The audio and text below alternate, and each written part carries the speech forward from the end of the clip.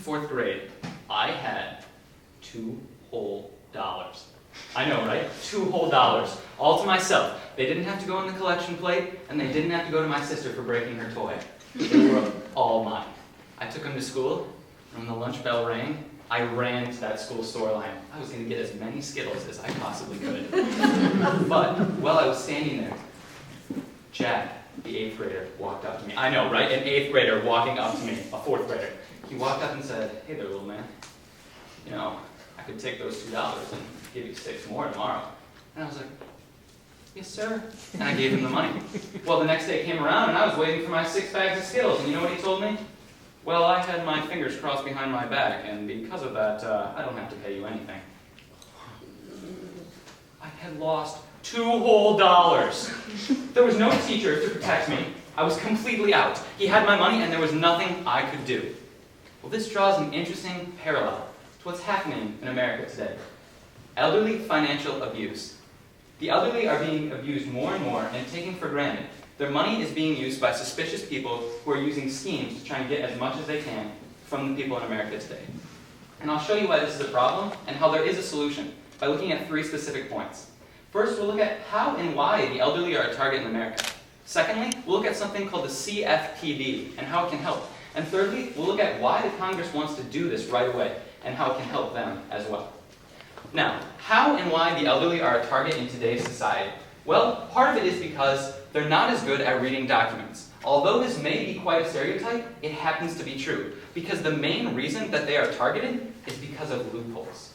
Now, not small loopholes like the fine print on a paper, but something very close to it. If you've ever heard of a payday advance, then you've seen a scam.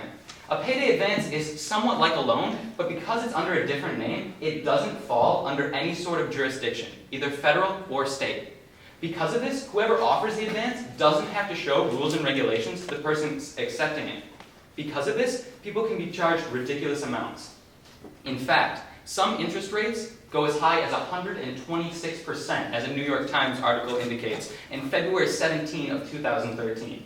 This is astonishing, and we can see that after signing, people are actually losing their money in the next 3 to 5 years. Because of this, the debt among the elderly has gone up 12% in the past 2 years alone, as a Consumer magazine shows us in February of 2013. Their debt has gone from $2.6 billion to $2.9 billion in 2 years. And while this is happening, the average person's debt has only gone up 4% in 4 years. Now, because of this, we can see that the elderly are being targeted, but it doesn't stop here. Not just these payday advances, but also ourselves, people like you and me. Because the second cause of money being taken away unfairly from the elderly is family and friends. In fact, 46% of all known elderly financial abuse is because of this. And I'll move into my second point to see how we can fix it. Something called the CFPB, the Consumer Financial Protection Bureau. This bureau is a proposed legislation in the House today. What is going to happen is supposedly Republicans and Democrats have agreed that these people need help.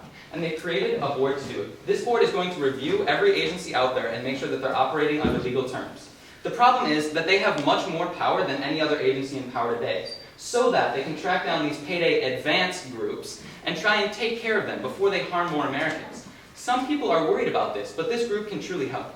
By examining these boards, making sure their credentials, their policies, and the money flowing in and out of their company is correct, and by targeting certain demographics to make sure they're not harmed more than others, and cracking down on this abuse altogether, we can see that the CFPB is going to greatly help the people in America. But there's a problem.